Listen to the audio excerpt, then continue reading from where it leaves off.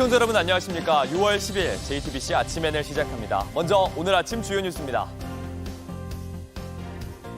대북 확성기 방송 재개에도 북한이 어젯밤 오물풍선을 또 살포했습니다. 김여정 노동당 부부장은 남측이 전단 살포와 확성기 도발을 병행하면 새로운 대응을 목격하게 될 거라며 위협했습니다. 더불어민주당이 오늘 단독으로 국회 본회의를 열고 법사위원장을 포함한 11개 상임위원장을 선출할 걸로 보입니다.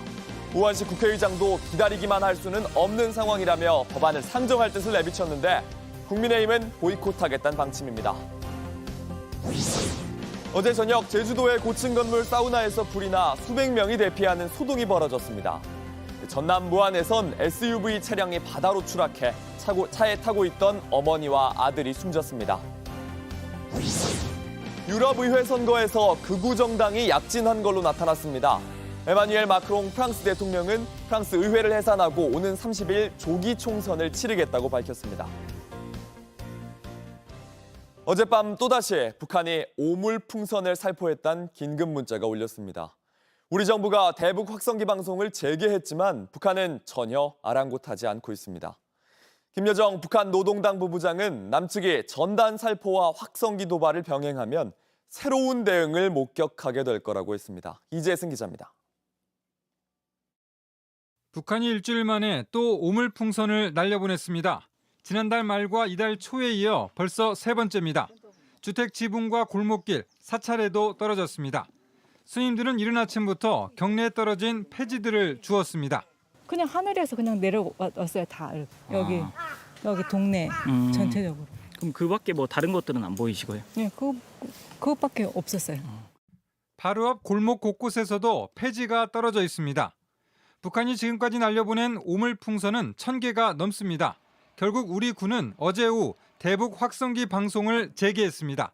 지난 2018년 판문점 회담 후 6년여 만입니다. 북한은 강하게 반발하며 어젯밤 또다시 오물풍선을 살포해 맞불을 놨습니다. 네 번째 살포입니다.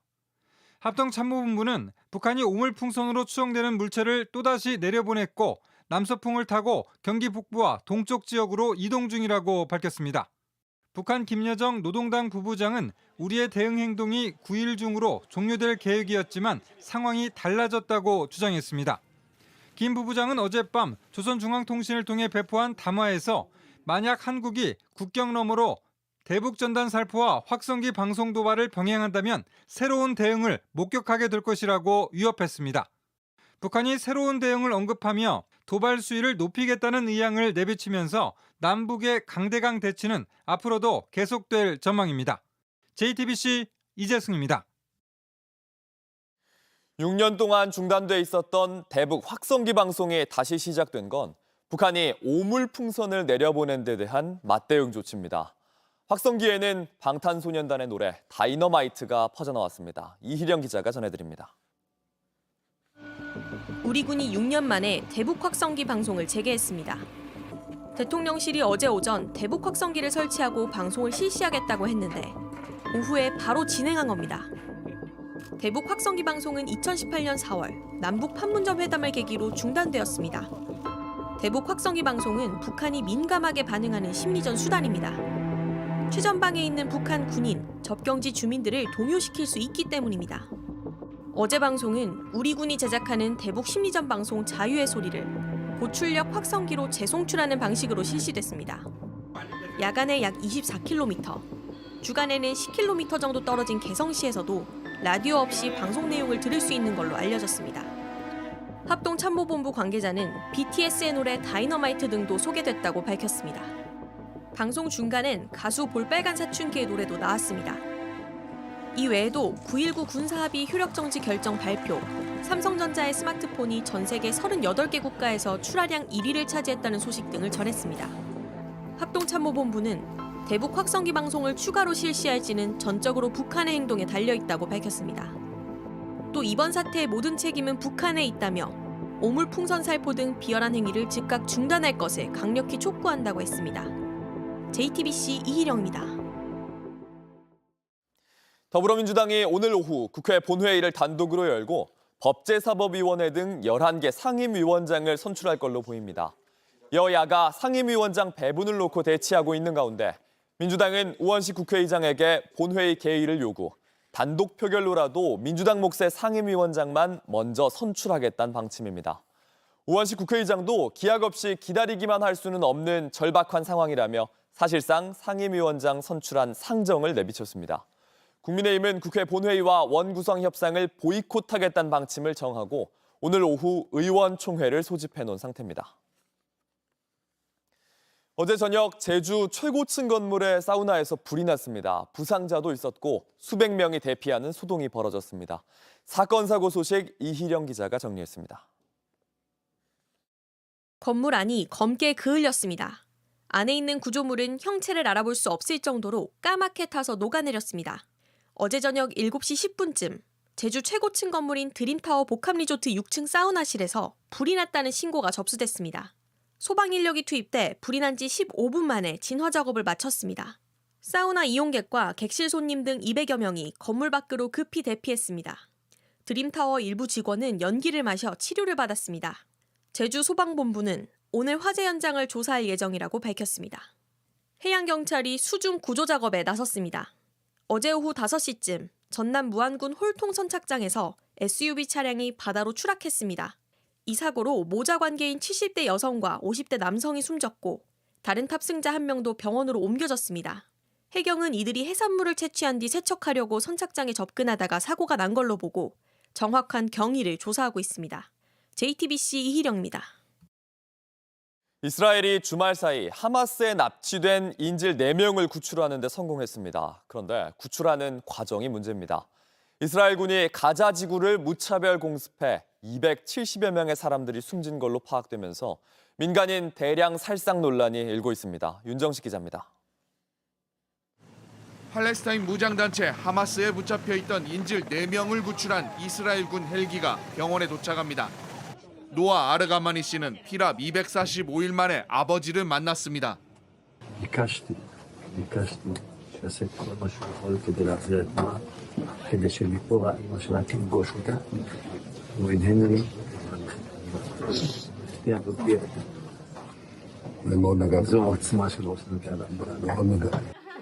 석방된 다른 인질들도 가족들과 감격에 포옹을 했습니다. 병원 밖에는 사람들이 몰려와 이들이 가족의 품으로 돌아온 것을 환영합니다. 같은 시각 가자지구 난민촌은 폐허가 됐습니다. 무너진 건물 사이 시신이 방치돼 있고 병원은 다친 사람들로 이미 꽉 찼습니다. 이스라엘군이 인질을 구출하면서 무차별 폭격을 가했기 때문입니다. 가자지구 당국은 사망자 최소 274명, 부상자 598명을 확인했습니다. تدعي انك انت محرر اسرى، انت بتصدق حلقه نتنياهو انك انت محرر اسرى، يعني من هنا تدعي انك انت يعني دمرت بيت كامل، وصلت 210 شهداء علشان تدعي انك انت محرر اسرى. 이스라엘 측은 전쟁을 끝내려면 모든 인질을 풀어달라고 말했습니다. 미국도 지금 가자 전쟁이 계속되고 있는 이유는 하마스 때문이라며 이스라엘 입장을 두둔했습니다.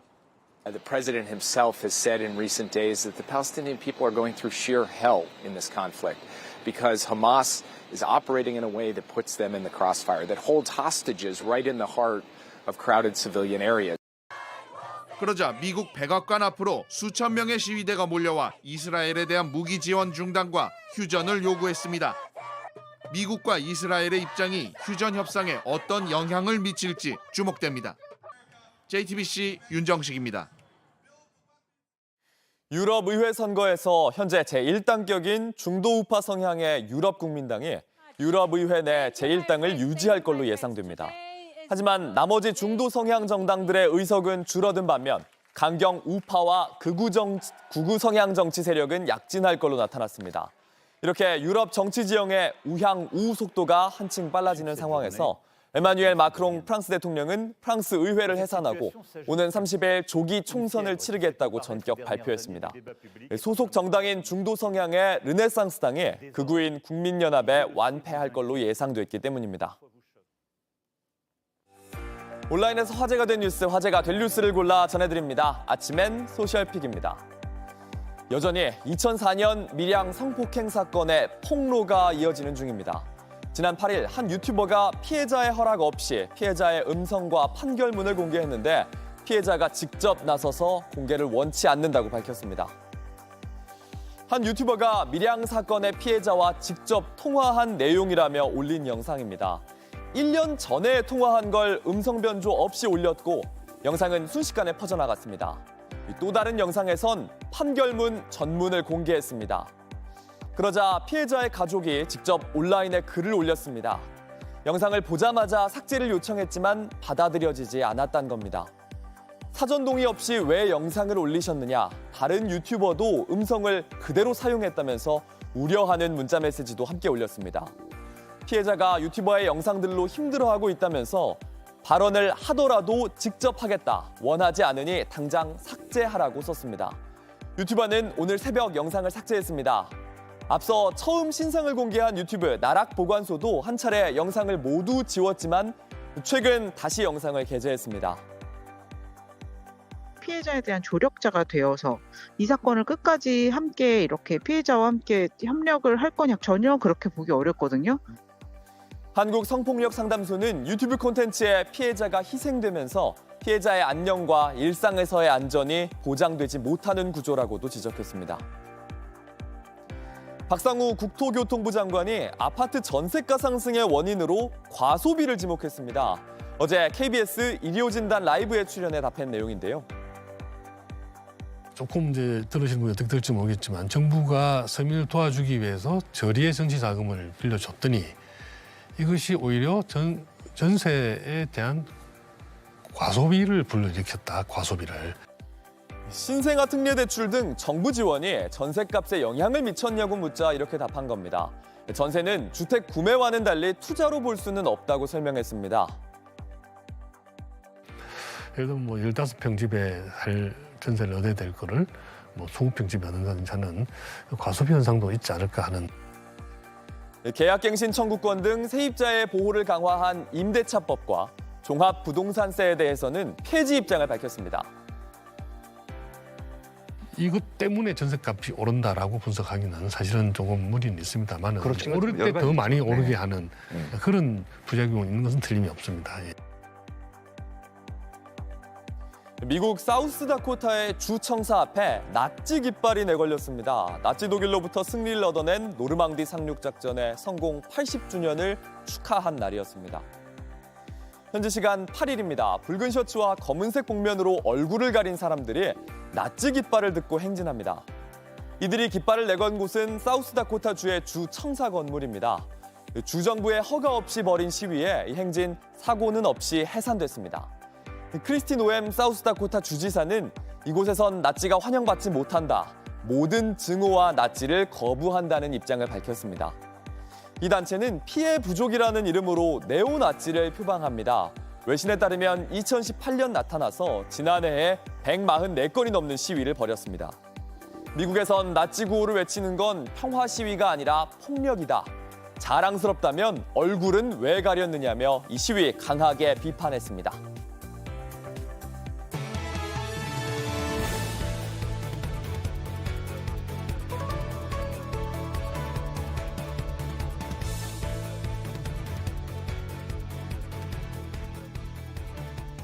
대한의사협회가 오는 18일 집단 휴진을 하겠다고 밝혔습니다. 2000년 이후 의사들의 네 번째 단체 행동입니다. 정부는 불법이라면서도 지금이라도 복귀하는 전공의들에겐 어떤 불이익도 없다고 했습니다. 정아람 기자입니다. 대한의사협회가 공개한 설문조사 내용입니다. 의협의 강경 투쟁은 90% 넘게 찬성했고 집단 휴진을 포함한 단체 행동엔 73%가 참여했다고 밝혔습니다. 의협은 이 결과를 바탕으로 오는 18일 집단 휴진을 하겠다고 밝혔습니다. 모든 수단과 방법을 총동원한 총력 투쟁을 전개해 나갈 것임을 강력하게 밝힌다. 투쟁! 투쟁! 승리! 투쟁!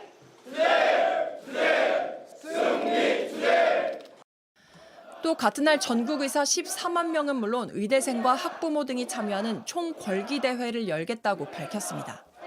실제로 집단 휴진이 이뤄지면 지난 2000년 이후 네 번째 단체 행동이 됩니다. 이 앞서 서울대병원 교수들도 17일부터 휴진에 들어가겠다고 밝힌 바 있습니다. 하지만 김영태 서울대병원장이 휴진을 불허하겠다는 방침을 밝히자 힘을 실어달라는 성명을 내기도 했습니다. 정부는 불법적인 집단 행동이라고 밝혔습니다. 여전히 일부 의료계 인사들과 의사단체가 국민의 생명을 담보로 추가적인 불법 집단 행동을 거론하고 계십니다. 깊은 유감을 표합니다. 다만 복귀하는 전공의에 대한 불이익은 없을 것이라며 집단 휴진 전까지 의료계와 대화하며 설득하겠다고 밝혔습니다. JTBC 정아람입니다. 이번 집단 휴진으로 대형 병원은 물론 동네 병원도 문을 닫는 곳이 있습니다. 얼마나 많을진 지켜봐야 하지만 의정 갈등의 피해가 고스란히 환자들에게 돌아오고 있습니다. 정부가 전공의들에게 손을 내밀었지만 의사들은 오히려 더 강하게 반발했습니다. 윤정주 기자입니다. 일요일이지만 사람들이 진료를 기다립니다. 하지만 실제로 오는 18일 하루지만 문을 열지 않으면 환자들은 갈 곳이 없습니다. 병원이 지금 그냥 사소한 것도 진료를 안 한다면 이건 대란이죠. 그냥 뭐 전쟁하고 다른 게 없다는 생각이 들어요. 정부는 지난달 법원이 의대 증원 집행정지 신청을 기각한 뒤 늘어난 증원을 확정해 발표했습니다. 그리고 전공의 명령과 관련된 당근을 꺼내들었지만 역효과만 냈습니다. 병원장에게 내린 사직서 수리 금지 명령과 전공의에게 부과한 진료 유지 명령, 업무 개시 명령을 오늘부로 철회해야 합니다. 의료계는 되려 더 강하게 반발했습니다. 전면 취소되어야 함에도 불구하고 복귀 전공의에 대해서만 행정처분을 중단하겠다는 차별적 행정으로 전공의들을 아예 필수 의료의 밖으로 내몰고 있습니다. 실제로 집단 휴진에 얼마나 많은 동네 병원이 참여할진 지켜봐야 합니다. 2020년에도 의대 증원에 반대하며 집단 휴진을 했을 땐 동네 병원 가운데 10% 정도만 참여했습니다. 한국중증질환연합회는 파업 결정에 대해 국민 생명을 담보로 한 이기적인 결정이라고 비판했습니다. JTBC 윤정주입니다. 술 취한 승객이 여성 택시기사를 폭행하는 일이 벌어졌습니다. 사과하는 척하다 달아난 남성은 주택가에 숨어 있다가 체포됐습니다. 부산에서 벌어진 사건 구석찬 기자가 취재했습니다. 깊은 밤 택시를 불러 탄 중년 남성. 뒷좌석에 앉아 안전벨트는 매지 않고 계속 실내등을 끄려 합니다. 불 꺼드릴까요? 네. 말씀하세요. 순간 눈빛이 돌변하더니 운전 중인 여성 기사의 목을 조르고 추행합니다. 기사는 한 손으로 운전대를 겨우 잡고 비상 버튼을 누릅니다. 남성은 사과하는 척했지만 제가요. 지금 뭐 하시는 거예요? 제가 순간 차가했어요. 달아날 속셈이었습니다. 부산 범일동에서 동대신동까지 요금도 내지 않았습니다. 핸드폰을 계속 줬다가 가져갔다가 술이 취해서 그런 건지 일부러 그러는 건지. 남성은 주택가에 숨어 있다 추격한 경찰에 체포됐습니다. 기사는 당장 노모를 부양해야 하지만 이제 자신이 없다며 울먹입니다. 제가 택시한 지 이제 4주차 들어갔거든요. 제가 좀 운전대를 어떻게 또 잡겠노. 승객에게 봉변을 당하는 이런 일 반복되고 있습니다. 지난달 31일 저녁 포항에서는 70대 택시 기사가 술 취한 승객에게 무차별 폭행을 당했습니다. 이마와 눈이 찢어지고 코뼈가 부러졌는데 가해자는 쌍방 폭행을 주장하고 있습니다. 운전자를 폭행하는 사건은 한 해 전국에서 4,000건 정도 발생하고 있습니다. 하지만 구속률은 1% 수준에 그치는 실정. 운전자 폭행 가중처벌법이 있으나 마나한다면 피해는 되풀이될 수밖에 없습니다. JTBC 구석찬입니다. 선두 경쟁이 치열한 프로야구에서 최근 LG에 정상을 내준 기아가 3위까지 치고 올라온 두산을 잡았습니다. 삼성은 박병호의 3점 홈런을 앞세워 연패의 사슬을 끊었는데요. 주말 동안의 프로야구 소식, 오늘의 야구가 정리해드립니다. 기아 선발 투수 윤영철이 삼진을 잡고 포효합니다. 일요일 잠실에서 열린 기아와 두산의 주말 3연전 마지막 경기. 선발 등판한 윤영철은 5이닝 동안 삼진 4개, 무실점 호투를 펼쳤습니다. 윤영철은 5회까지 메이닝 주자를 내보내 조금 불안한 모습을 보였는데요. 그러나 고비 때마다 뛰어난 위기 관리로 두산 타선을 꽁꽁 막아 5승째를 챙겼습니다. 안 좋았던 기억은 빨리 잊으려고 했고 두산 상대로 올해 좀 괜찮았다 보니까 좀 그 기억만 좀 가지고 좀 마운드에서 좀 던지려고 했었는데 그게 좀 좋게 됐던 것 같아가지고 타선은 골고루 빛이 났습니다. 나성범이 1회 첫 타석부터 2타점 3루타를 쳐냈고 5회에는 최원준이 승부의 쐐기를 박는 석점 홈런으로 팀의 8대2 승리에 힘을 보탰는데요. 기아는 1위 LG와의 격차를 반게임 차로 줄이며 선두 경쟁에 다시 시동을 걸었습니다. 고척에서는 삼성이 키움을 7대1로 꺾어 4연패에서 탈출했습니다. 선발 이승현의 6이닝 무실점 호투와 7회 박병호의 3런 홈런이 승리를 이끌었습니다. 박병호는 삼성에서 3개의 3점 홈런을 쳤는데 삼성은 이 경기에서 모두 승리했습니다. 더블헤더가 열린 부산에서는 SSG와 롯데가 1승씩을 주고받았습니다. 1차전은 SSG의 5대1 승리, 2차전은 사직예수 윌커슨의 호투와 손호영, 윤동희의 멀티히트에 힘입어 롯데가 5대3으로 승리했습니다. 대전에서는 혈투가 벌어졌습니다. NC와 하나가 12회 연장 승부 끝에 3대3 승부를 가리지 못했습니다. 수원에서는 KT가 LG를 11대2로 꺾고 5연패에서 벗어났습니다. 오늘의 야구였습니다. 날씨입니다. 오늘은 전국이 맑은 가운데 본격적인 무더위가 찾아오겠습니다. 낮 최고 기온은 서울이 30도, 전주 31도, 대구 33도 등으로 어제보다 2에서 3도 높겠습니다. 서해안과 내륙 일부엔 안개가 짙게 끼겠고 오후부터 밤사이 강원도와 경상도 등 동쪽 지역을 중심으로 소나기가 내리겠습니다. JTBC 아침엔을 마칩니다. 내일도 7시 반에 아침을 열겠습니다. 시청해주셔서 감사합니다.